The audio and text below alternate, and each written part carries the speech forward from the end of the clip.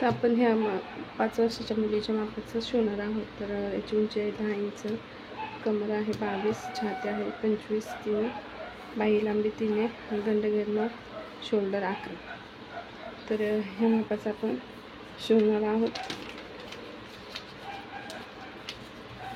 आणि ह्या मापाचे आपण नंतर बघणार आहोत.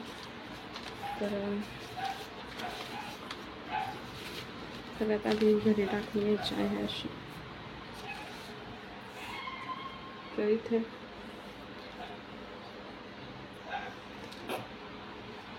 साडेचार इंच शोल्डर घ्यायचं आहे आपल्याला आणि गळ्यातून ते मी 2 इंच घेतले, 2.25 इंच घेतलेले आहे आणि इकडनं 4.5 इंच आपल्याला शोल्डर घ्यायचं आहे आणि 6 24 चेस्ट आहे, 25 आहे, 6.25 इंच आणि पुढे 2 इंच मार्जिन घ्यायचे.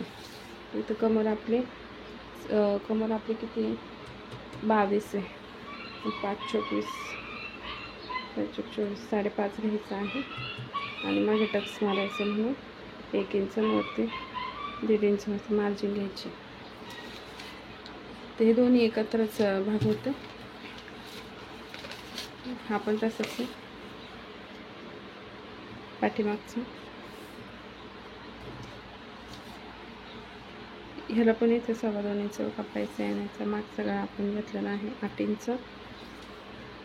जी ह्याची पण सेम टाकायची आहे आपल्याला 8.5ची आणि तिथे आपलं 7.5 इंच सेम टाकायचं आहे. इथं मागं 1 इंचाचं आपल्याला हे द्यायचं आहे आणि इथं 1.25 इंचाचं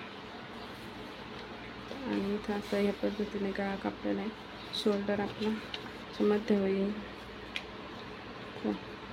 टक्स द्यायचं 2 भागाला. इथं आपला टक्स येणार इथपर्यंत. किती इंचाचा आहे असा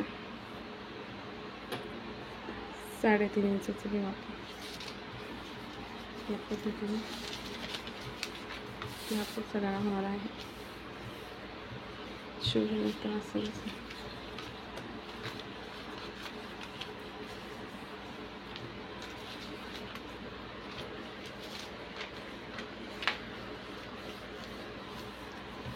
या पद्धतीने.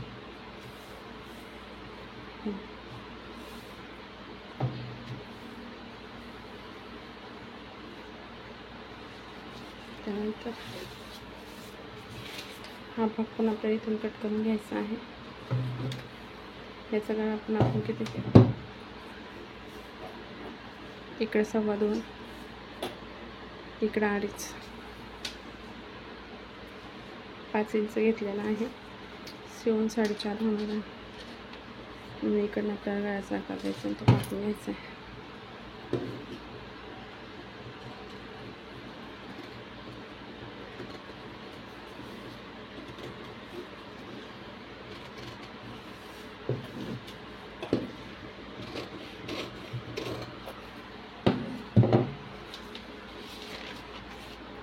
तर पुढचा भाग आपला तयार झाला.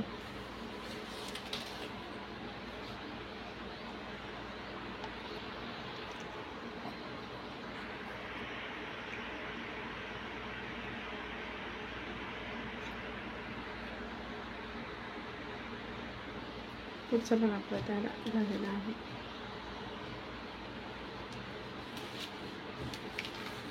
त्याला टक्स मारायची गरज नाही. आपला मग पण होऊ शकतो.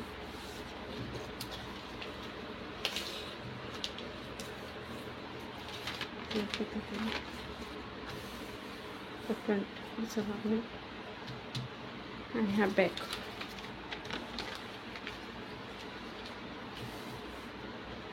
असा ब्लाउज तयार आहे.